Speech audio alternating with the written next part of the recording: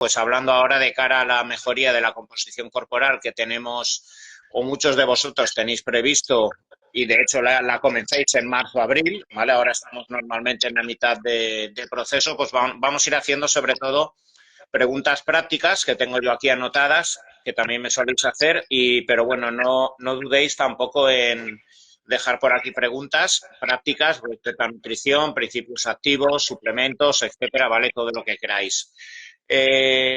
Bueno, Álvaro, mira, Sí. la primera pregunta, Ujú. ¿vale? Que haría, ¿vale? O sea, a efectos prácticos sería planteando el típico paciente que viene con unos kilos de más, que quiere acelerar el metabolismo, que al mismo tiempo Ujú. quiere mejorar la composición corporal, pero sobre todo necesitamos en la primera semana, en los 7, 10 primeros días, etcétera, ¿vale? Pues que la persona tenga adherencia, acelerar el metabolismo, que se encuentre motivada.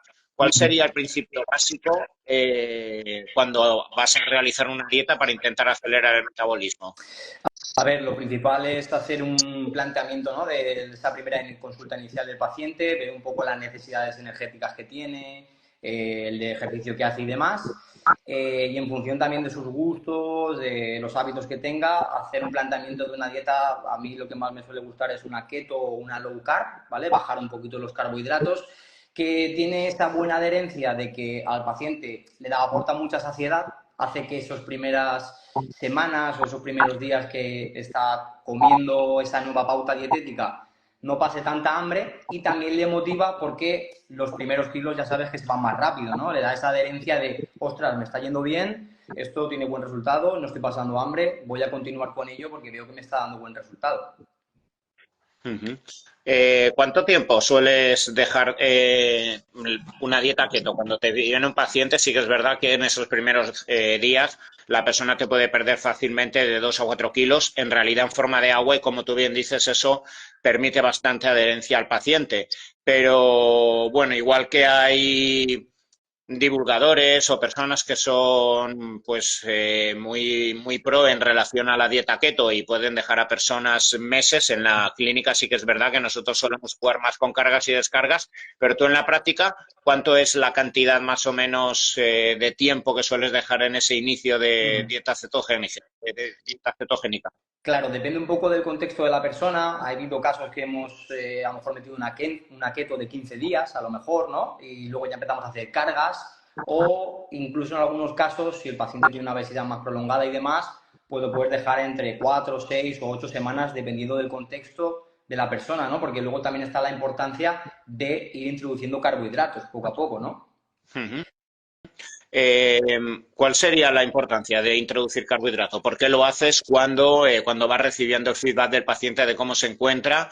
¿Cuándo lo introduces? ¿Por qué? ¿En qué contexto? ¿En qué días? Claro, a ver, sobre todo introducir el carbohidrato en función de los días de entrenamiento que hace, ¿vale? Porque es importante que no perdamos tasa metabólica basal, que al final, para que la gente lo entienda, es que cuando estamos mucho tiempo con un déficit calórico muy prolongado o una dieta muy agresiva o con mucho tiempo sin carbohidratos, pues también lo que puede pasar es que se pierde masa muscular, ¿no? De ahí la importancia de empezar a meter algo de carbohidrato, también por el sistema nervioso, por no aumentar los niveles de cortisol.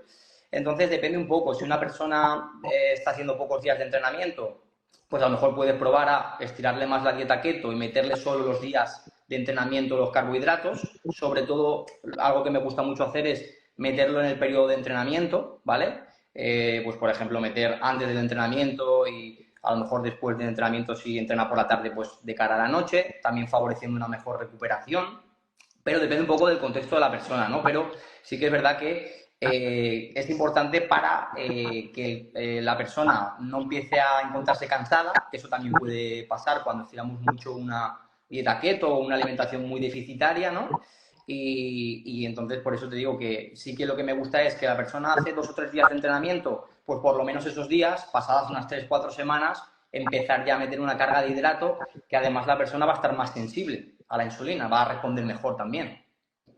Vale, yendo un poco a la práctica, ¿qué tipo de hidrato de carbono sería el que meterías previo y qué tipo de hidrato de carbono sería el que meterías después? ¿Cómo un poco lo configurarías?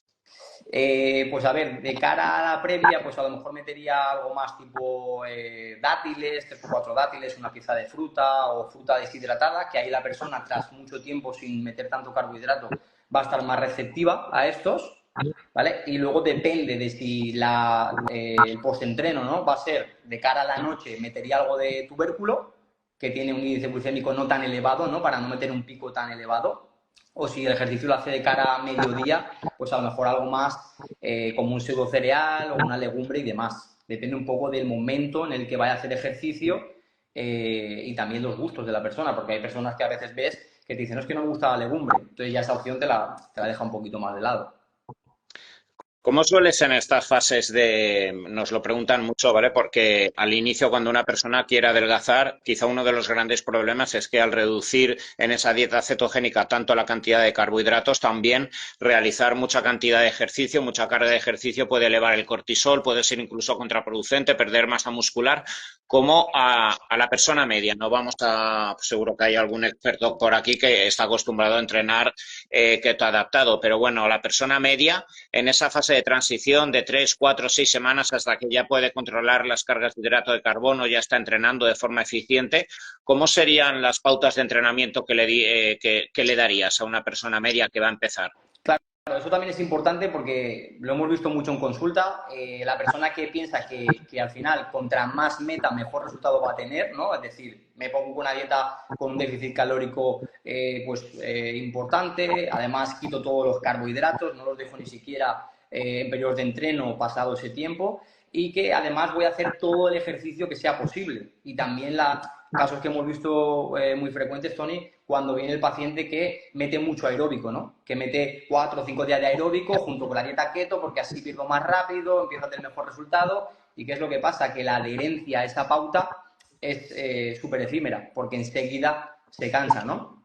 Entonces, eso es muy frecuente. Una persona que de cara al verano quiere tener un buen resultado, quiere pues mejorar mucho la composición corporal, mete mucho aeróbico, recorta mucho los carbohidratos, se mete una dieta muy profunda, con menos de 20 gramos de carbohidrato diarios, ¿vale? Que hay distintos tipos de cetosis, y entonces lo que pasa es que al final mete un nivel de estrés al organismo demasiado elevado. Hace que pierda masa muscular, hace que pues, la persona se encuentre mucho más cansada, se inflama, sube el cortisol y demás.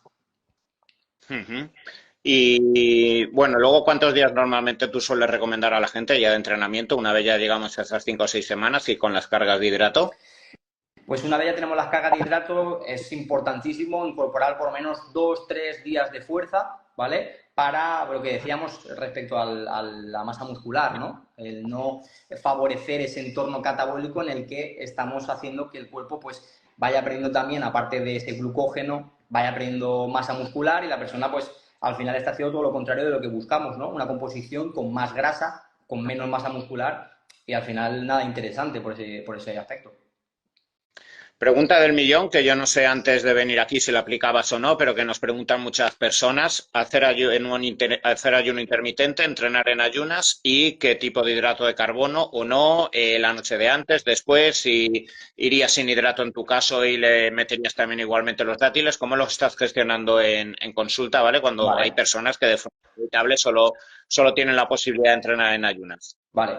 Me gusta que me hagas esta pregunta porque yo, a raíz de estar aquí en la clínica con vosotros, he visto mucho este caso. Yo antiguamente no veía tanto este caso y aquí es donde he visto más casos de gente que entrena en ayunas y muchos más casos de gente que a lo mejor hace periodos de ayuno pero luego no lo compensa bien, ¿no?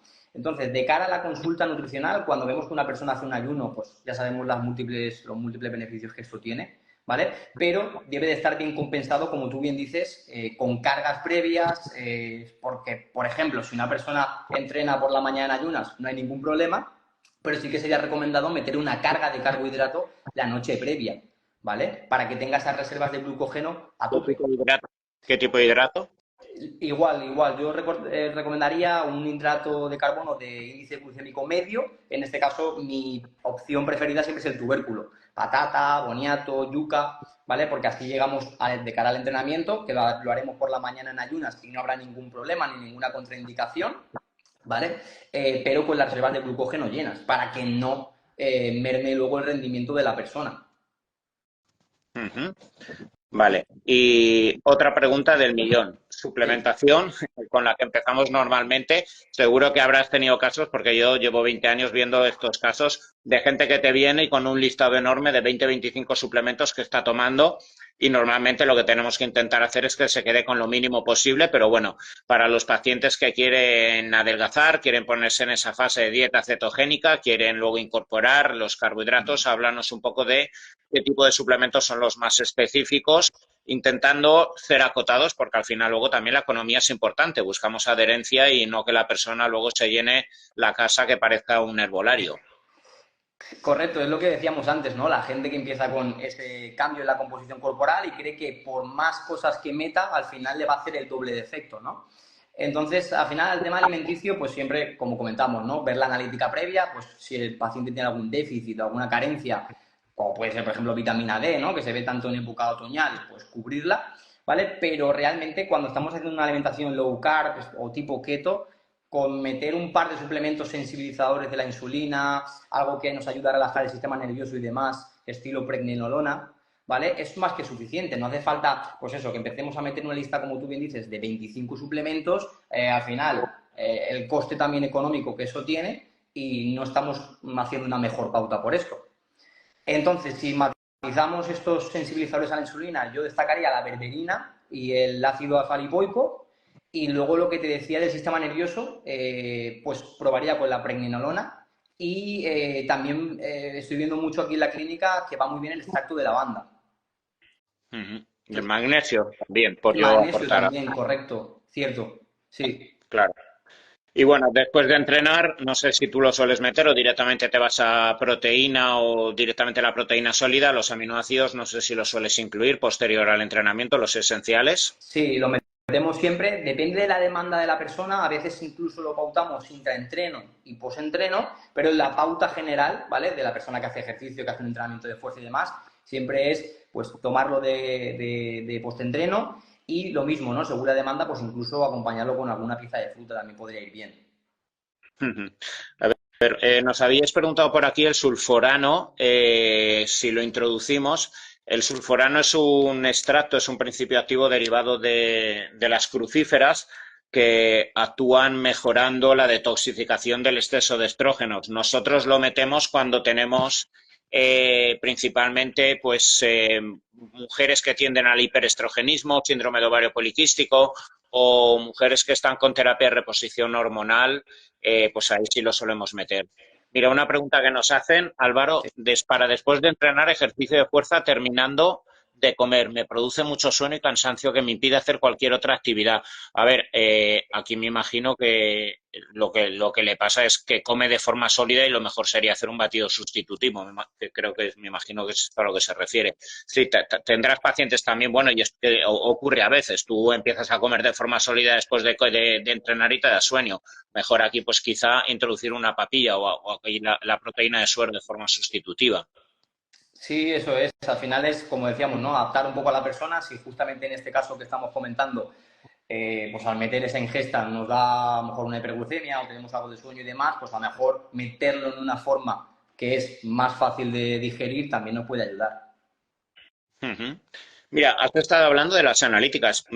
Vamos a profundizar, ¿vale? Tú como nutricionista, ¿cuáles son los parámetros que más te interesan? Yo quizá, pues bueno, como médico, evidentemente me interesan todos los parámetros, pero los médicos que trabajamos en la clínica, cuando tenemos que a lo mejor recetar una terapia de reposición de testosterona, Euthirox, etcétera, nos vamos a las hormonas tiroideas, pero bueno, en tu caso, aunque igualmente tienes que mirar los parámetros hormonales Uh -huh. para ponerlo en contacto con el médico si es necesario y demás. Pero bueno, cuéntame un poquito, ¿qué es lo que más te sueles fijar a la hora de determinar una dieta o lo más importante a la hora de decirle a los que nos están escuchando que tienen que mirar una analítica?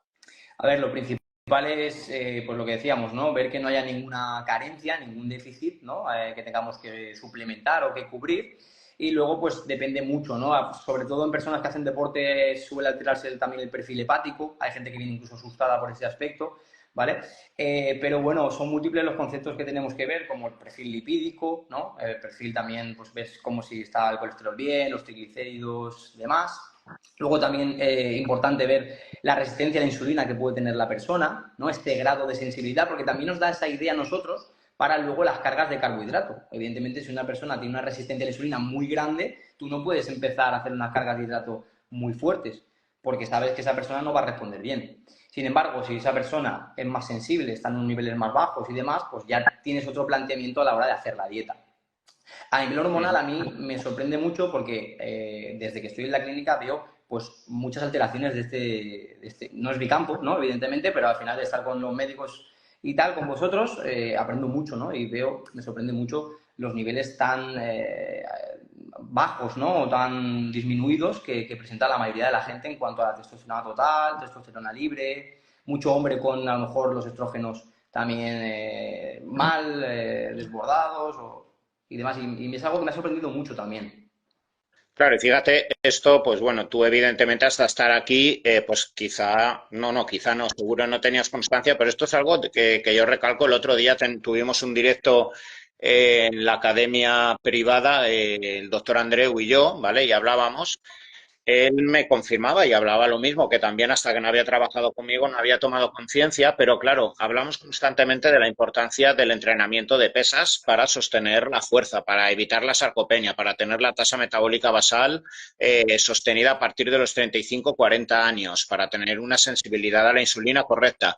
Pero claro, ¿qué nos ocurre si esta persona que nunca ha hecho deporte o que hace años que se ha abandonado, tiene grasa abdominal visceral, cortisol alto, testosterona por los suelos, empieza a entrenar porque ha escuchado un podcast mismo mío donde se verifica, o cualquier divulgador donde habla de la importancia de la fuerza con unos niveles de testosterona por los suelos, ¿vale? Pues esa persona aún cataboliza más, aún empeora, aún está más cansado, etcétera. Y en este caso, aunque no está tu campo, seguro que, pues bueno, pacientes que habrás observado con testosterona libre por los suelos de 40 y tantos años, 50 y tantos años, y a lo mejor en relación a ese mismo tipo de paciente que tú veías antes, cómo la evolución es muchísimo más rápida al reponer hormonalmente.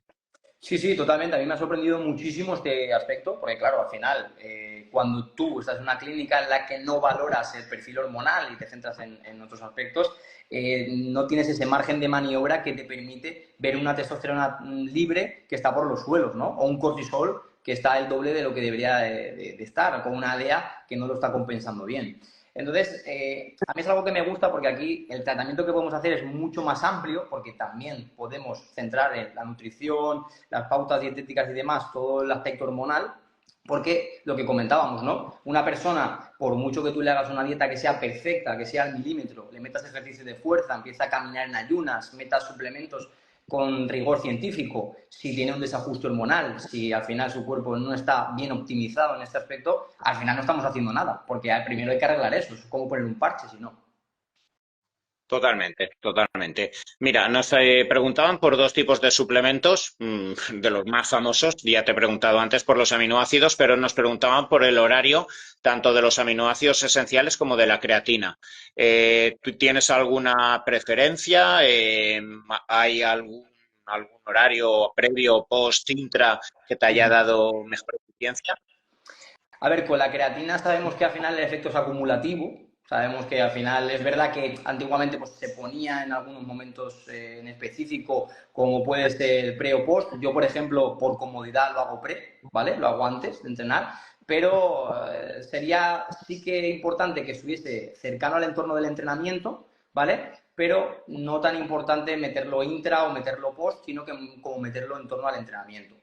¿Vale? Y luego los aminoácidos esenciales, por ejemplo, su absorción al ser tan rápida, ¿no? En 20 minutos está en el músculo, sí que yo lo recomiendo, como decíamos al principio, si es una demanda muy elevada, podemos meterlo intraentreno, pero la pauta general, yo por ejemplo también los tomo post-entreno, porque es cuando al final necesito meter este aminoácido rápido a la musculatura que acaba de sufrir ese estresor de las fibras musculares que están destruyendo por el ejercicio físico, entonces a mí me gusta meter la creatina, pero lo hago yo por comodidad antes y los aminoácidos lo hago ya después, de post, junto con pues, un plátano, una pieza de fruta en general.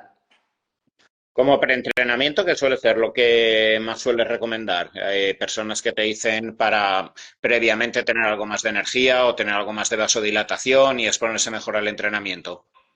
Ahí lo que va muy bien es la citrulina. En torno a 3-5 gramos de citrulina, que hace ese efecto vasodilatador, ¿vale? Junto, pues, por ejemplo, 3 o 4 dátiles, una pieza de fruta también, o algo de fruta deshidratada, ¿no? Para aprovechar ese plus de energía que nos da esa glucemia, ¿no? Que nos aporta estos alimentos con azúcares de absorción más rápida. Pero si hablamos de suplementos, lo que solemos pautar es la citrulina, por ese efecto vasodilatador que suele ser, que la gente lo nota mucho en el ejercicio, que suele ser muy efectivo. Ujú. Bueno, nos preguntaban por aquí, si tú aportas algo también, ¿vale? De cara a la mejoría de la mitocondria, la biogénesis mitocondrial, nos decían, aparte de la quercetina y la creatina que hay, bueno, lo mejor para la biogénesis mitocondrial es el entrenamiento de alta intensidad, sin más, ejercicio aeróbico. También se está especulando ahora y empiezan a salir también revisiones que el propio ejercicio anaeróbico y de fuerza también mejora la biogénesis mitocondrial, pero nada como en 5 o 6 semanas empezar a hacer entrenamiento de alta intensidad, de ejercicio aeróbico y exigir a que el organismo genere oxidación, fosforilación oxidativa a nivel mitocondrial. Eso va a hacer que haya más cantidad y más eficiencia mitocondrial para oxidar. Pero bueno, tendríamos el ácido alfa-lipoico, el resveratrol, últimamente se habla mucho de la nicotinamida. No sé si tú tienes algo que aportar aquí. ¿Algo, Álvaro? Sí, bueno, aquí ya te digo, depende mucho del caso de la persona. Por lo general, lo que estamos viendo en clínica suele ser más eso, ¿no? Casos en los que metemos la citrulina, en el que metemos la creatina y los aminoácidos. A este nivel, pues ya te digo, por la importancia de meter los entrenamientos de alta intensidad, ¿no? Es lo que al final efectivo a largo plazo, ¿no? El empezar a meterlo a las 5 o 6 semanas, como bien dices. Sin esto, al final, por mucho que añadamos, tampoco va a haber una gran mejoría en este aspecto. Es como, ¿puedo hacer algo para a nivel hormonal optimizar? Está claro, pero si no te mueves, no comes bien, tu descanso no es bueno, la gestión del estrés no es buena, no te expones al sol, pues al final nos faltan muchos aspectos que matizar o que mejorar para que realmente tengamos una mejoría real. Mira, nos preguntan por aquí si hay alguna diferencia entre la proteína de carne y la proteína de suero de leche. Yo, mm, yo creo que tú ya no las habrás visto. Hubo hace años, 8 o 10 años, que sí que se pusieron un poco de moda las proteínas hidrolizadas y aisladas de carne. Había una marca que se llamaba Carnivore, pero yo no sé si tú las habrás llegado a ver o si las has usado, pero bueno, al final si el aminograma es bueno no tiene por qué haber ningún tipo de diferencia, pero no sé si tú tienes experiencia, las has llegado a probar. Estas que tú dices no, pero es lo que comentamos. Al final, cuando yo siempre recomiendo una proteína, siempre busco que el aminograma sea completo, ¿no? Que tenga todos los aminoácidos que nosotros necesitamos vía alimenticia, ¿vale? Porque al final necesitamos que sea una proteína completa, también que sea de calidad y dependiendo de la persona si tiene más problemas digestivos o no, ¿no? Pues que ya pueda ser isolada o que pueda ser, incluso lo que decíamos, ¿no? Si la persona es a lo mejor vegetariana o vegana, pues tirar de proteínas vegetales, pero sobre todo eso, buscar una fuente de proteína que sea de buena calidad, ¿no? Que tenga su aminograma completo. Sería lo que marca la diferencia al final. Alimentos que estimulen o aumenten la testosterona. No existe. Ojalá existieran alimentos que aumentaran la testosterona, al igual que vitaminas, adaptógenos y suplementos. Lo único que puede aumentar la testosterona es el introducir un principio activo, un alimento, un micronutriente, un macronutriente, una vitamina que está en déficit y como consecuencia esto está afectando al sistema hormonal. Es como si te falta yodo, pues vas a tener un hipotiroidismo, pero una vez llegas a la franja y la concentración de yodo, tú no vas a tener más hormona tiroidea ni vas a caer en un hipertiroidismo. Si tienes un déficit de vitamina D, la testosterona y las hormonas sexuales las puedes tener desplomadas, pero una vez llegas a la concentración adecuada de vitamina D, no por introducir más cantidad de vitamina D, aquí hay un sesgo muy importante, vas a tener más. Igual que un adaptógeno, el adaptógeno que te permite adaptarte mejor al estrés. Si te enfrentas mejor al estrés y el cortisol está nivelado, los niveles hormonales sexuales están mejor. Pero creo que estarás conmigo y no sé si te habrán hecho esa pregunta en consulta de ¿hay algún alimento que me eleve la testosterona? Sí, sí, desde que estoy aquí sea muchísimo, ¿eh? Porque al final, pues lo típico, ¿no? En redes sociales hay mucha sobreinformación, entonces es algo que aquí, que, pues bueno, se hace un tratamiento completo y miramos ese perfil hormonal y la gente se sorprende, ¿no? Cuando dice, ostras, es que yo ahora entiendo que me encuentre tan cansado o me cueste tanto recuperar o que me cueste más ganar masa muscular porque entiendo que la testosterona está más baja. Entonces, a nivel nutricional, cuando hacemos el abordaje, una de las preguntas siempre características es esta, ¿no? Si hay algo, este alimento mágico, ¿no? O esa fuente alimenticia que me puede hacer que de repente mi testosterona pase de estar por los suelos a estar por las nubes. Y realmente no es así. Nos preguntan la diferencia, siendo los dos sensibilizadores a la insulina, cuando los introduces en consulta uno u otro, berberina o el mioinositol. Vale, al final la berberina lo que queremos es hacer que la insulina, que tengamos más sensibilidad a la insulina. Lo utilizamos también en casos, ¿no? De pacientes que a lo mejor tienen ya una resistencia a la insulina o que empiezan, por eso queremos hacer un poquito más de sensibilidad. El mioinositol también lo utilizamos mucho para el tema tiroideo, ¿verdad, Tony?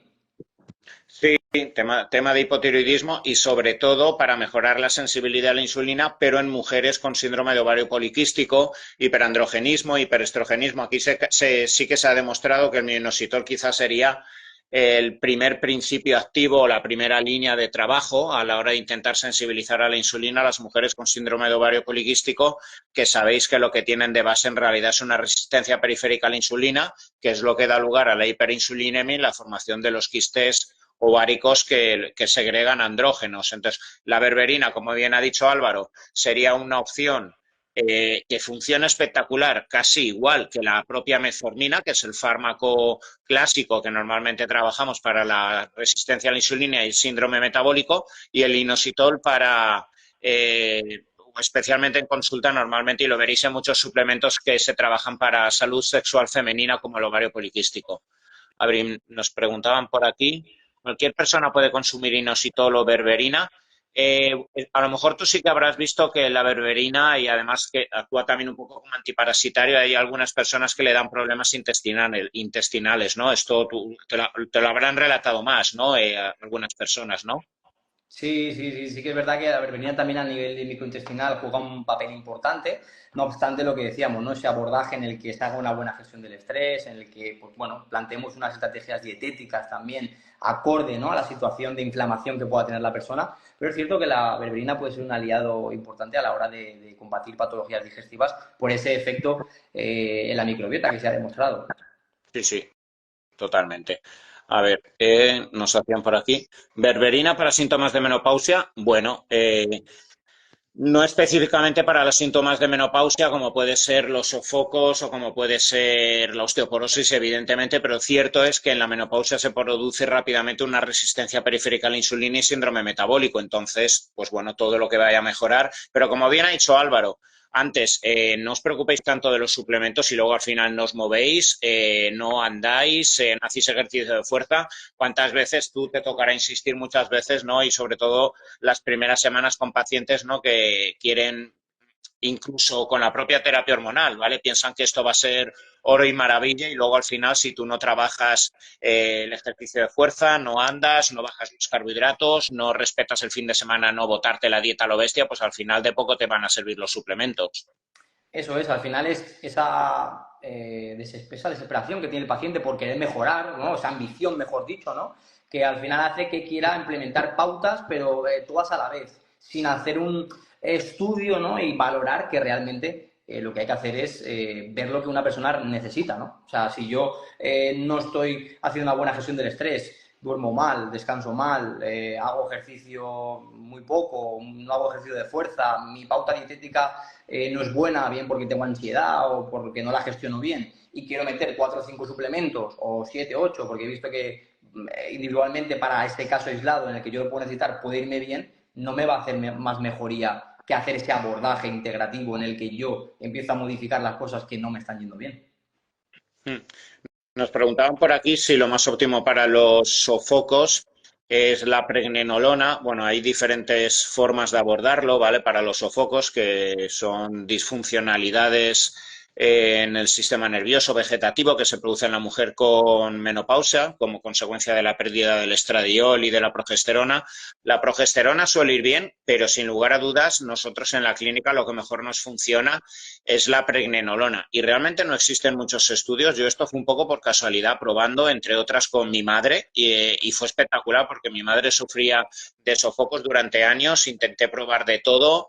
Y la primera noche que le di pregnenolona me llamó al día siguiente casi llorando de felicidad porque pudo dormir toda la noche sin sofocos, sin las agitaciones, las taquicardias, las extrasístoles. Desde entonces las hemos aplicado una barbaridad de mujeres con menopausia. Al final la pregnenolona es un precursor esteroideo que luego se transforma en cortisol, en progesterona, en los diferentes esteroides, pero además regula mucho el ratio y la concentración de GABA y glutamato. Y normalmente las mujeres con estos síntomas vegetativos tienen un exceso de glutamato y un descenso de GABA. El glutamato genera hiperexcitabilidad del sistema nervioso y es lo que hace que por la noche estas mujeres tengan sofocos. Y la pregnenolona, yo me imagino que tú con los doctores la habrás dado mucho por la noche a mujeres con menopausia, con todos estos sofocos o inestabilidad nocturna, síndrome de piernas inquietas, todo esto y es que funciona espectacular por la noche. Sí, sí, incluso en hombres, ¿no? También, o sea, al final es un suplemento que está funcionando de maravilla, pues lo que decíamos, para relajar el sistema nervioso, también por la parte de la mujer, esta relación tan fuerte en el tema de los estrógenos, por eso también lo que comentabas tú, ¿no? El caso de tu madre que tuvo esa mejoría. Entonces, a día de hoy es verdad que no hay excesiva evidencia científica sobre ella, pero nosotros en la práctica sí que es verdad que al final cuando hacemos el estudio de los pacientes, pacientes con este perfil, ¿no? O mujeres con este perfil, ¿no? De los sofocos y demás, es una alternativa que tenemos siempre a mano y que está dando resultados excelentes. La verdad es que está yendo fenomenal, tanto para hombres como para mujeres.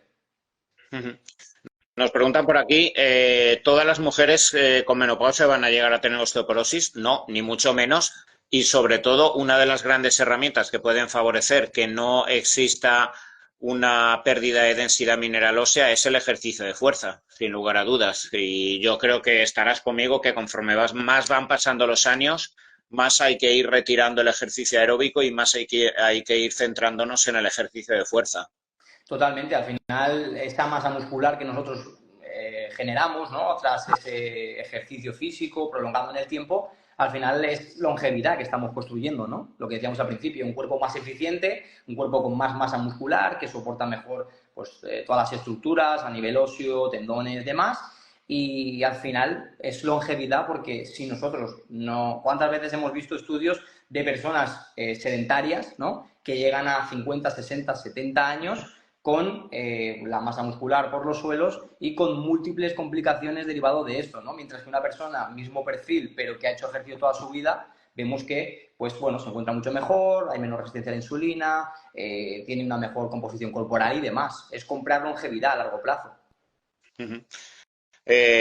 A ver, María nos pregunta si serviría, me imagino se refiere a la pregnenolona, para el síndrome de piernas inquietas sin tener menopausia. Sí, por esa estabilidad neuronal, aunque para el síndrome de piernas inquietas yo también incluiría sin lugar a dudas el magnesio y si puede ser o un treonato magnesio o un magnesio como el que tenemos en B-Levels que lleve taurinato para facilitar la entrada del magnesio en la barrera hematoencefálica y que pues la hiperexcitabilidad del sistema nervioso pueda ser balanceado con el magnesio. A ver, nos pregunta un chico si se debe eliminar por completo los carbohidratos. Pues bueno, depende del contexto, ¿no, Álvaro? Ya estábamos hablando de esto al Sí, inicio. lo que decíamos. Al final, si haces ejercicio, haces dobles sesiones, todos los días tienes sesiones de fuerza, sesiones de aeróbico y tal, a lo mejor nos es mejor una dieta low carb, ¿no? Una pauta en la que tengamos poquito carbohidrato en entorno de entrenamiento, ¿vale? Que nos hace, pues eso, tener una mayor sensibilidad y aprovechar este plus, ¿no? Cuando vamos a entrenar, pero no a lo mejor hacer una keto en este caso, porque a lo mejor este exceso de ejercicio no nos viene tampoco bien. Uh -huh. Para el cortisol alto serviría el consumo de pregnenolona, puede servir, pero bueno, si el cortisol está muy alto, aquí pues bueno, podemos probar también con adaptógenos tipo ashwagandha, rodiola, GABA o en nuestro caso, si la DEA está baja, que normalmente suele ser así porque son y sobre todo a partir de los 30-35 años, si el cortisol está muy alto, casi seguro la DEA la vas a tener por los suelos. Y si no tienes alguna patología estrógeno dependiente, si eres hombre o mujer, pues la DEA para mí sería el mejor suplemento a usar. Vale, a ver, magnesio, a ver, nos pregunta Verónica, magnesio, ejercicio de fuerza y buena dosis de vitamina D. Me imagino que se refiere que siempre que se haga ejercicio de fuerza controlemos la vitamina D y el magnesio. Bueno, ¿qué dosis sueles dar, tanto de magnesio como vitamina D, cuando hay un déficit o cuando lo implementas en consulta? Si el déficit de vitamina D es muy excesivo, ¿no? A lo mejor estamos en niveles de 10, 12, 15 de vitamina D, pondríamos a lo mejor 2 comprimidos al día, es decir, al final 4.000 unidades internacionales, ¿vale? Depende, ¿no? Si la persona, pues a lo mejor viene en una época más veraniega, ¿no? Que ya estamos ahora en una época de mayo, junio, que empieza la incidencia solar a tener un poquito más de efectividad y demás, y a lo mejor tiene un déficit no tan agresivo, pues sí que pondríamos a lo mejor 2.000 unidades, ¿vale? Y con analíticas de control ir viendo si realmente es necesario prolongar en el tiempo o si de cara al buen tiempo, como decíamos, la incidencia y tal, no sería tampoco tan necesario, ¿vale? Eso en ese aspecto. Respecto al magnesio, yo lo ideal, lo que me gusta es poner un comprimido post-entrenamiento también para favorecer la recuperación y luego de cara a la noche, pues para la importancia que tiene de cara al sistema nervioso también, de cara a un buen descanso, también lo añadiría, pues eso, ¿no? De cara a la noche. Más o menos unos 500, 600 miligramos sería lo indicado. Es importante que si hacemos una dieta cetogénica lo tengamos muy controlado, ¿vale? Junto al sodio, el potasio también, para la importancia de las sales minerales. Pero en una persona, a lo mejor, pues lo que decíamos, que tiene algo de deficiencia o que le cuesta mucho recuperar, 500, 600 miligramos sería lo más indicado, entre 2 a 3 comprimidos diarios. Vale. Una persona en menopausia puede hacer ayuno de 2 comidas al día. Bueno, no sé tú si tendrás estos casos que te pedirán en 2 comidas incluir todas las calorías, pero yo creo que en 2 comidas meter todas las calorías del día al final probablemente puede generar problemas gastrointestinales porque al final tienes que meter mucho cómputo. Yo creo que con 3 comidas ya se puede trabajar bien, pero 2 comidas, que sería un ayuno pues normalmente a lo mejor de 20 horas y en 4 horas hacer 2 comidas, yo creo que sería por norma. Puede haber gente, pues como Phil Hugo, que en una comida de hora y media te mete 4.000 calorías, pero él está muy adaptado, pero no es la norma general. Claro, además justamente hace nada, la semana pasada, tuve un paciente de este perfil, un paciente que estaba implementando pautas dietéticas para la mejora de la composición corporal y estaba solamente con 2 ingestas al día. Entonces yo, en el abordaje nutricional, empecé a hablar con él y a hacerle un registro dietético. Él me empezó a comentar lo que comía en un día y tenía 2 únicas ingestas en las que, claro, por su cómputo total de masa muscular, calorías y demás, tenía que hacer 2 ingestas de 1.500 calorías. Era una barbaridad. Aparte de que cuando tú metes 2 ingestas de 1.500 calorías, al final la absorción de nutrientes tampoco es tan efectiva. Si lo repartimos en 3, pues el bolo proteico ya está más adaptado y, sobre todo, lo que decíamos, a nivel digestivo. ¿Cuánta gente dice, ostras, es que estoy hinchado, ostras, es que te has metido una ingesta de 1.500 calorías, es normal que estés saciado porque has metido mucha cantidad de golpe? Totalmente. Ayuno intermitente y menopausia, perfecto, porque además, bueno, ya hemos dicho, si se hace de forma estratégica, bien hecho, si andas por la mañana, además, la menopausia es un proceso en el cual se produce mucha resistencia periférica a la insulina y hacer ayuno intermitente bien implementado, pues puede ser fenomenal para mejorar esa resistencia periférica a la insulina. A ver, nos preguntaba una chica que le habían diagnosticado síndrome de ovario poliquístico y le habían dado anticonceptivo y metformina. Pues sí, realmente la primera línea de trabajo a nivel farmacológico, en el ámbito de la ginecología en Estados Unidos, por ejemplo, es la metformina antes que el anticonceptivo. Cierto es que los síntomas, si son muy acuciantes, si hay mucho andrógeno, el propio anticonceptivo puede bajar la cantidad de testosterona y en muchas ocasiones, pues oye, hay que aplicarlo durante un tiempo. Pero ya hemos dicho antes que si el síndrome de ovario poliquístico, su causa es la resistencia periférica a la insulina, el anticonceptivo no te va a curar nada. Va a hacer simplemente que no tengas síntomas eventualmente, pero hay que mejorar esa sensibilidad a la insulina. Vale, a ver, nos preguntan por aquí cuántos gramos por kilo al día de proteína más o menos en una persona que haga ejercicio es lo que tú incluirías. Vale, esta pregunta también me gusta mucho, ¿no? Porque hay mucha controversia, ¿no? Entonces, a ver, una persona que hace ejercicio entre 1,8 gramos de proteína por kilo a 2,4 según su contexto, lo que decíamos, sería lo ideal, ¿vale? Entonces, más o menos una medida general podría ser en torno a 1,8 o 2 gramos. Que hace mucho ejercicio, un ejercicio físico de fuerza muy desgastante, podemos subir a esos 2,2. Pero aproximadamente sería eso, 1,82 gramos de proteína por kilo. Vale. ¿Cuántos gramos de carbo máximo para entrar en cetosis? Normalmente la norma dicen 20 gramos, pero al final depende de la cantidad de masa muscular que tenga la persona. Yo he visto culturistas con 120 gramos netos estar en cetosis, imagínate. O sea, al final... Y gente que tú habrás... Bueno, es que yo he visto mucha gente que es que, claro, tienen tan poca masa muscular, mucha grasa abdominal, resistencia periférica, y es que tras 2 semanas en cetosis mandándome fotitos, oye, que no entro en cetosis, que no entro en cetosis. Vale, pues por eso mismo, o sea, porque es que tienes tanta poquita masa muscular es que no produces ketonas. Esto también a ti te habrá pasado. Sí, sí, sí, al final una cosa es lo que nos dice la teoría, ¿no? Nos dice la cetosis profunda pues con 20 gramos de carbohidrato o la cetosis a lo mejor más moderada en torno a los 50, pero es lo que comentamos, viene una persona con una masa muscular muy desarrollada, tiene mayor resistencia y puede estar con más gramos de carbohidrato y estar en cetosis perfectamente. Entonces, depende un poco de la persona, nos dicen las fórmulas entre 20 o 50 sería una cetosis más o menos profunda, pero luego si una persona tiene mucha masa muscular o no tiene mucha masa muscular, como bien matizabas, puede haber estas pequeñas disrupciones, ¿no? En la que haya que individualizar a cada persona. Vale, nos preguntaban por el té verde. No sé si lo sueles usar tú o antes del entrenamiento prefieres un cafetito, lo recomiendas el té verde como termogénico, sensibilizador a la insulina. A ver, yo suelo poner más cafés de preentreno, me gusta mucho la cafeína, ¿vale? Siempre y cuando, pues, el contexto, ¿no? Que decíamos, una persona que no sea hipertensa, una persona pues que tenga una buena salud cardiovascular y demás, pero en torno a 200, 300 miligramos de cafeína preentreno, a mí me gusta añadirlo porque aumenta mucho el rendimiento y además también ese efecto termogénico, ¿no? Que buscamos. Ujú. Vale, nos hablaban de, bueno, poner ojo en los minerales. Sí, importantísimo. Yo creo que, bueno, que en la clínica es una norma general que pongamos muchas veces agua de mar pues bueno, distribuida con agua, diluida. ¿Cómo lo sueles tú mandar? ¿Cuántos mililitros o cómo lo sueles tú recomendar? ¿O das electrolitos o qué prefieres tú mandar? A ver, el agua de mar es muy cómodo porque lo puedes mezclar con agua, ¿vale? A lo mejor 50 mililitros, 100 aproximadamente, y tomarlo durante el día, ¿no? Puede ser una buena pauta.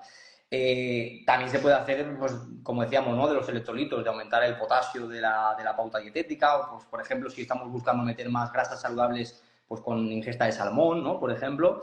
Pero creo que es más cómodo el agua de mar. En ese aspecto, al final, coges la solución o las ampollas, lo mezclas con agua normal y lo puedes ir bebiendo. Mira, nos preguntan aquí cuántos gramos de carbos es lo óptimo para la ganancia de masa muscular en una mujer perimenopáusica. Yo creo que estarás conmigo también, Álvaro, que al igual que la proteína está un poco como más institucionalizado y más estudiado, el tema de los carbos es más complicado de seguir, y de ahí la importancia, yo creo, del seguimiento, ¿vale? O sea, porque yo creo que estarás conmigo que lo que más genera fluctuación y en lo que más hay que hacer cambios constantemente según la semana, según en lo que se ha pasado la persona, es en los carbos.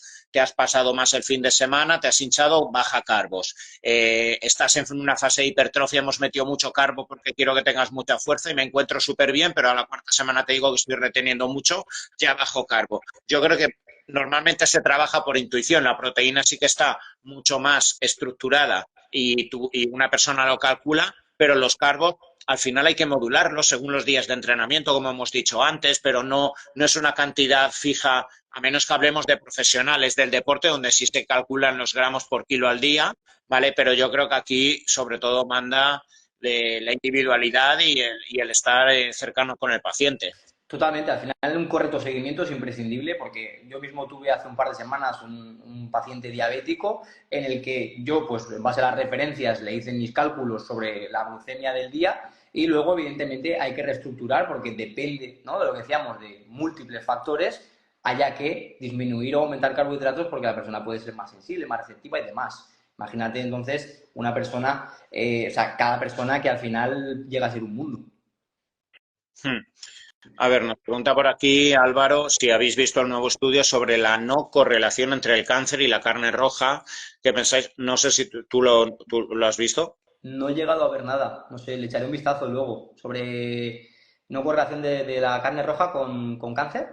La no correlación, bueno, supuestamente o los estudios hasta la fecha correlacionaban o hacían cierta correlación, ya no tanto quizá en la carne roja, sino derivados como las salchichas, morcillas, por las nitrosaminas que existen, ¿vale? En el jamón, en los curados y demás, que es lo que quizás se ha demostrado más, creo que estaban en, esto va por grados de cancerígenos tipo uno tipo 2 tipo 3 creo que estaba en el tipo 2 los derivados de la Ujú. carne roja, pero bueno, no, yo no creo, sinceramente, si hay alguna correlación por gente muy carnívora sería más por la falta de fibra a nivel del colon que yo creo que la propia carne roja como tal. Y si hay correlación, pienso que está más por las nitrosaminas de salchichas y pues de los curados que podemos comer. Sí, de Pero las bueno, frutas. échale un ojo, Álvaro, y me comentas los Sí, sí, le echaré un resultados. vistazo. Sí, sí, sí. A ver, más preguntitas que nos dejéis. Vale. A ver, cuando llega un momento donde la persona está subiendo de masa muscular, aunque no sea la búsqueda del inicio de la aceleración metabólica, ¿incluirías dieta cetogénica? ¿Volverías a bajar carbos para volver otra vez a reinstaurar, otra vez luego la carga de hidrato de carbono para que la persona no se va? Esto ya no sería en esta fase de definición, estaríamos hablando de personas cuando nos vienen buscando la hipertrofia y están saturados de carbohidratos y nos preguntaban, ¿vale?, si hacer fases cetogénicas o de reducción de carbohidrato pues puede venir bien. Sí, yo creo que es una estrategia muy factible, ¿no? Al final, viene una persona que está comiendo mucho carbohidrato y demás, y lo que decíamos al principio, ¿no? Para que se deplete, ¿no? Pierda el glucógeno rápidamente, pierda agua y demás, le puedes hacer una alimentación más cetogénica, 2, 3, 4 semanas incluso, y luego vuelves a hacer una carga de carbohidratos, un refeed, ¿no? Cuando la persona ya está más sensible, ¿no? Y incluso aumentar un poquito las calorías, ¿no? Hacerle la dieta un poquito más hipercalórica para que el cuerpo al final optimice los procesos y pueda volver a ese periodo, pues también para que no se eleve mucho el cortisol, demás, y podamos tener una mejoría en esta persona si está estancada, sobre todo también. Uh -huh. ¿Hay alternativas a la levotiroxina? Bueno, depende. Si nos encontramos personas con una TSH de 3, 3,5, 4 y aquí evidentemente pues a lo mejor aún no queremos introducir el Eutirox, pues podemos probar con L-tirosina, una pruriens, ¿vale? Como precursores de dopamina, yodo, pues que en ocasiones el alga-kel puede ayudar. Pero bueno, si nos encontramos ya con una TSH muy elevada de 7-8 aquí, sin lugar a dudas, ya tomar Eutirox. Vale, ¿qué experiencia, no sé si sueles tener pacientes, pero bueno, ¿qué experiencia tienes con dietas veganas, Álvaro? Bien, sí, sí, también es un perfil, un sector, mejor dicho, ¿no? Que muchas veces, pues bueno, va en incremento. Y sí, sí que hay pacientes que hacen dietas veganas, incluso también pacientes que quieren hacer una dieta que ya sabes que es más complicado, ¿no? Hacer una dieta a lo mejor low carb o incluso keto en un perfil vegano, pero que también se puede hacer añadiendo proteína, distintas fuentes de proteína. Sí, hombre, ahora por suerte, claro, hacer dieta keto vegana hace 10, 15 años sería casi imposible, ¿vale? Porque al final la fuente de legumbre y de cereal, pero ahora con la soja texturizada, con el Eura, hay proteína de guisante, la proteína de sueros, yo creo que ahora se puede perfectamente trabajar con una dieta low carb vegana, sin lugar a dudas. Correcto, al final es elegir, pues eso, ¿no? Antes, antiguamente, no teníamos ciertos alimentos, ¿no? Que nos favorecían el estar en un estado de cetosis o una dieta low carb, porque tenías que tirar, pues, de las legumbres y poco más, ¿no? Pero hoy en día, pues, como bien dices, ¿no? A lo mejor tomar suplementos de aislado de soja o la eura también. A mí me gusta mucho meter la eura porque es que literalmente 0 gramos de carbohidrato y es pura proteína en general. Entonces, es algo que te da mucho juego también y hoy en día es totalmente factible. Hay que tener pues, ciertos controles también, pues como decíamos, ¿no? De ciertas vitaminas y demás, pero vamos, que totalmente factible a día de hoy hacer una dieta low carb o keto en un paciente vegano, vegetariano y demás. ¿Qué cereales integrales sueles usar? Nos preguntaban aquí qué opciones para ti eran los mejores cereales integrales. cereales tipo avena, trigo sarraceno, espelta, copos de maíz incluso sin azúcar podría ser también una buena opción. Pseudo cereales también, como la quinoa, mijo también.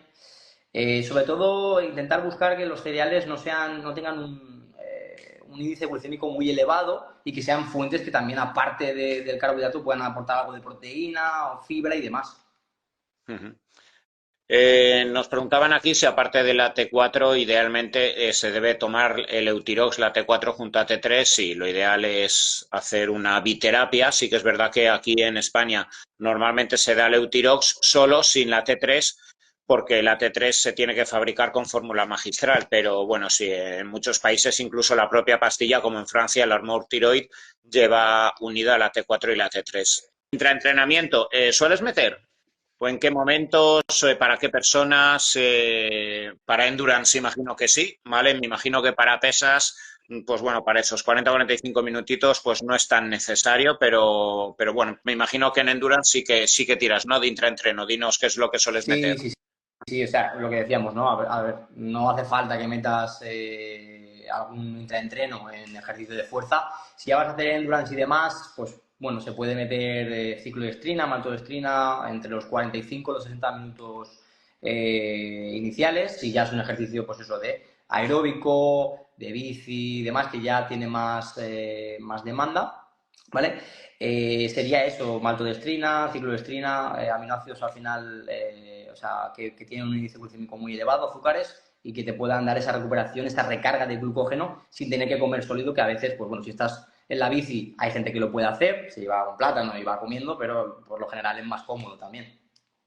Vale, ¿qué pueden decir del daño de cereales o alimentos en general con el gluten? Bueno, cereales con gluten, pues está la avena, bueno, el propio pan, todo lo que derive del trigo, pero tenemos muchos otros pseudo cereales como el trigo sarraceno, la quinoa, el mijo, que no tienen gluten. Y bueno, pues al final, si te hace daño el gluten, no lo metas, que hay otras opciones. Tú tendrás casos, ¿no? Que no. Yo siempre lo digo, al final el gluten no sirve para nada, no es algo que estemos perdiendo que nos dé un valor nutricional elevado, solo sirve para la esponjosidad, ¿no?, que te da en el alimento. Entonces, si me comentaras que el gluten sirve porque es una proteína que es esencial o que la necesitas sí o sí, pues oye, habría que buscar cómo adaptarlo, ¿no?, cuando a la persona le sienta mal o buscar fuentes y demás. No obstante, si solo sirve para dar esponjosidad al alimento, hay muchas, como decíamos, ¿no?, muchas fuentes que están bien a nivel organoléptico, a nivel palatable, ¿no?, que están buenas y que es verdad que no, a lo mejor no tiene esa esponjosidad del gluten, pero que pueden ser buenas fuentes. Incluso también se puede tirar de harinas vegan, keto para opciones veganas y demás, de almendras. Yo lo pongo mucho en los planes. A lo mejor cuando una persona es un día de descanso, no va a hacer ejercicio y demás, pero es muy fan de la tostada y es muy fan de tal, pues a lo mejor le pongo una harina de pan de almendras, hace una tostada con un poquito de aguacate, un poquito de salmón y no estamos metiendo nada de carbohidratos realmente. Y es una opción que el paciente le es viable de hacer porque es fan de esa tostada, de ese concepto, ¿no?, tan instaurado aquí en España, que es la tostada por la mañana. ¿Hacéis videoconsulta? Sí, podéis escribir en la página de Keval, nos dejáis los datos y nos pondremos en contacto con vosotros. ¿Qué pensáis sobre una alimentación basada en carne, vísceras, pescado azul, marisco, huevos y bayas? Bueno, pues quizá durante una época como dieta donde no introduzcas gluten, fructoligosacáridos, etcétera, pues perfecto, pero yo no creo que sea muy sostenible. No sé si tienes pacientes carnívoros alargados en el tiempo. No, no, no. No es que no es factible, no lo veo lo que decíamos, se puede hacer durante una temporada, pero no lo veo factible porque al final, si te falta fibra en la pauta dietética o la dieta incluso se hace muy monótona, tampoco es factible de llevar en el tiempo. Sí que tuve una vez un paciente que estaba haciendo un experimento él mismo y que estaba solamente con alimentación carnívora, muy parecida a lo que comentaban. No era como lo que dicen, porque sí que era únicamente carne y tal, pero claro, se podían haber alteraciones en el perfil lipídico en las analíticas, con triglicéridos muy elevados, con el perfil hepático muy tocado también por ese exceso, ¿no?, de grasas también saturadas, ¿no?, porque no metemos tampoco fuentes saludables. Y yo no lo recomiendo a largo plazo. Falta fibra, solo metemos una fuente de proteína, duplicamos o triplicamos exposición de grasas saturadas, entonces no creo que sea algo que se pueda estirar mucho tiempo. Ujú. Última pregunta, y creo que es muy importante, la importancia del agua y sobre todo en una dieta cetogénica o low carb donde vas a orinar mucho, donde vas a depletarte de glucógeno y además si vas a hacer deporte y estamos ahora pues en épocas de verano con humedad, etcétera, pueden haber riesgo de lipotimias y bueno, no solo la importancia del agua, sino también de los minerales y el sodio, que normalmente suele ser el vilipendiado y el malo de la película y es importantísimo para sostener el líquido extracelular. Totalmente, al final cuando hacemos esa dieta keto, la demanda de sodio aumenta bastante y tiene que estar en torno a 5 o 6 gramos diarios, que para que la gente lo entienda son unos 10 gramos de sal. Claro, tú a una persona le dices que en una dieta keto hay que tener controlado el sodio y que en torno a, como decíamos, ¿no? Esta individualización, pero en torno a 10 gramos de sal, lo primero que hace es saltar las alarmas. Ostras, pues he escuchado que la sal es malísima, he escuchado que no es bueno para mi corazón. Entonces la gente como que se sobresalta, pero es importante una correcta hidratación en torno a 3-4 litros y en esas dietas keto que decíamos, cuidar el sodio, meter en torno a 5 o 6 gramos de sodio, 10 gramos de sal, luego el magnesio, como decíamos, 500-600 gramos aproximadamente y de potasio realmente pues unos 3.000 microgramos al día también. O sea, es importantísimo que cuando hacemos una dieta keto meter esos electrolitos porque al final, si no, la persona pues tiene calambres, dolor de cabeza y le genera múltiples complicaciones. Bueno, para acabar, dos buenos mensajes. Álvaro nos pone, sois maravillosos, muchas gracias. A mí me dejáis demasiados excesivos mensajes muy bonitos en mi privado, pero Álvaro, que acaba de empezar o que, bueno, no es tan maduro como yo, le viene muy bien estos Sí, mensajes. se agradece. Y Alberto Iranzo, el director de nutricionistas, pues bueno, nos pone Álvaro, pieza clave en el equipo de Keval, sin lugar a dudas, vuelvo a decir que nos ha sorprendido gratamente absolutamente a todo el equipo, a los pacientes, pues a mí mismo, ¿vale? O sea, la buena entrada y el buen trabajo que está realizando y que seguro va a seguir realizando con todos los pacientes. Y bueno, pues para ser, ¿era el primer directo? O conmigo sí, pero A era tu ver, primer directo. he tenido charlas de nutrición de 10-20 personas. No es lo mismo, claro. Directos, ninguno. Bueno, pues lo has llevado genial, ¿eh? Porque otros de tus compañeros Sí. han estado casi que necesitando su mial, ¿vale? Un betabloqueante antes de hacer la charla, o sea que lo has llevado genial. Enhorabuena, Álvaro. Muchas O gracias. sea, ¿vale? Lo has hecho genial y has respondido con mucha solvencia absolutamente todas las preguntas que nos han hecho. Lo tendrás que dejar colgado. Sí, sí, Vale, me vale, lo han vale. comentado, fenomenal, sí, sí. ¿Vale? Para que todos los que hayáis entrado más tarde o queráis volver a ver las preguntas y respuestas, ¿vale? Pues ahora en el muro de Keval, Álvaro lo va a dejar colgado y luego imagino que pues en el canal secundario que tengo, pues también ya lo colgaremos más adelante. Vale, pues muchas gracias a todos los que habéis estado hasta aquí y muchas gracias a ti, Álvaro. Te veo Gracias, mañana Tony, por un nosotros. placer y gracias a todos, ¿eh? Un Hasta luego. abrazo. Hasta luego. Chao.